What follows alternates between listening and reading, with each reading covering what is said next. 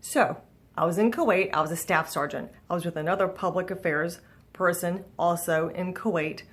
We both had to go off post. We had to drive off Camp Arif John, go pick up another public affairs person, drop them off at the hotel. So we're on our way back. We're in civilian clothes and we're in a civilian ordinary looking car. So we're in Kuwaiti City. There's Kuwaitis, there's Americans all around. Sergeant Buckley and I are getting ready to leave to go back on post. This little Kuwaiti guy comes up and he leans into the driver's side. So Sergeant Buckley is here on my left. He's getting ready to drive off. This little Kuwaiti guy leans in and he points to me and he says, in very broken English, "I like her red hair." It's like, what? He says, "I like her blue eyes." But he was speaking more Arabic than English. I said, "Sergeant Buckley, can you please translate to him and just tell him, hi, we're getting ready to leave." This guy actually said in Arabic, he would trade me for 1 goat and 10 cases of vodka. I said, wait a minute.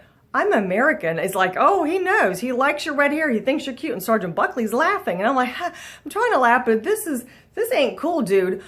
So I'm pointing to my wedding ring. I'm saying, no, I'm married. I belong to someone else. And this guy's like, that's a nice piece of jewelry. That means nothing to him. You know, they still barter and trade for wives. No joke. They still do this in Kuwait and a lot of other Muslim countries. No fault to them. If they want to do that, that's great, but I'm not part of that. But Sergeant Buckley was trying to translate to him in Arabic. Nope, no, I'm not going for that. So the little Kuwaiti guy, he's still smiling. He's being so friendly. He's being very, very nice. And he looked like he was in his 30s and it's like, he was kind of cute, but it's like, no, not interested. I'm married. He says 2 goats and 10 cases of vodka. So he was up in the ante and Sergeant Buckley said, you know what? It might be worth it. It's like, no, I'm not going to do that. I'm not going to show up back home and my husband's going to get 2 goats, 10 cases of vodka on the front porch. He's like, what's this? Like, no. I'm not doing that. I thought, you know what? Actually, if I weren't married, he was kind of cute. No, I'm kidding. I really wouldn't consider that. But anyway, so I said, Sergeant Buckley, just tell him no, be very polite. But the dude kept leaning into the car and he was like waving and smiling. And I don't want to be rude. So it's like, hi, yeah, it's nice seeing you. No, not going to be your wife.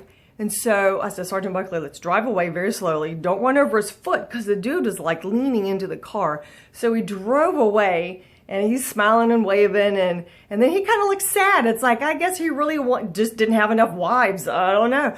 But it was pretty darn funny. So we got back to post. We got on post at Camp Arif John. Of course, we were telling everybody this. And all the Army Public Affairs dudes are like, you mean we could have had vodka and goats? We could have partied for like at least a month. And I'm like, really? You would be willing to not have me come back just so you could party for a month?